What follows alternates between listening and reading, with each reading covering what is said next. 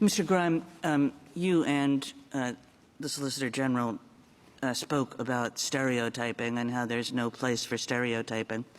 But I'm wondering what stereotyping has to do with any of this. The requirements of a Section 2 vote dilution claim are essentially that there's residential segregation by race. That's not stereotyping. That's just where people live. And that there is racial block voting. Essentially, that whites won't vote for a black candidate. That's not stereotyping either. That's just what the data shows about racially block voting. So I'm wondering how it is that stereotyping gets into this case at all.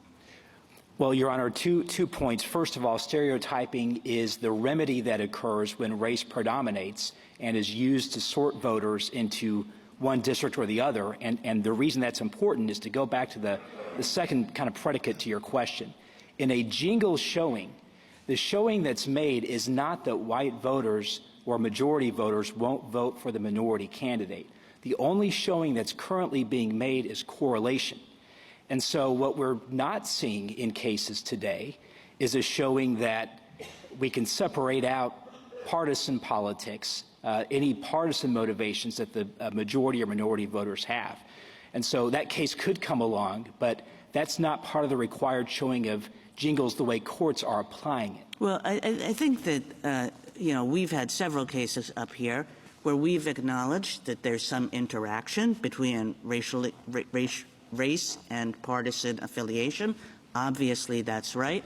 And the task for the courts is to separate those things out, which may be hard in a given case, may be easier in a given case. But the only thing that's at issue, the violation, is where there's racially block voting. And again, it's just a there. There is currently, in order to prove a Section 2 violation, you have to show that the current conditions, not some old conditions that happened in 1962 or in 1982, but the current conditions are such that there's no equal opportunity for African American voters or some other group because there's racially block voting. And I guess I don't see where stereotyping comes into that. It's just there's a there that African Americans can't elect candidates of their choice. Well, the problem, though, is in the remedy. The problem is that when you are drawing your remedial district, which is the very first part of jingles, that may not be the final district you end up with, but just to reach, I'm covering your question and a question Justice Jackson asked. The very first thing the plaintiff shows is here's the community that was cracked or packed.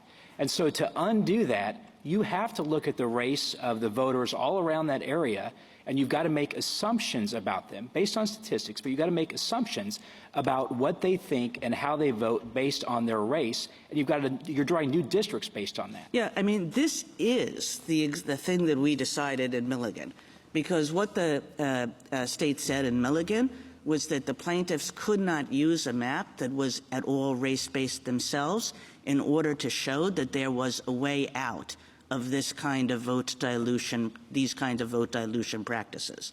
And the court said, of course you can do something that is race-based, even though not race-predominant, that we're not going to insist that you come in and ignore the factor of race when the only reason we're here is because race has played such an integral part in the voting process that people are being deprived of their voting rights because of race.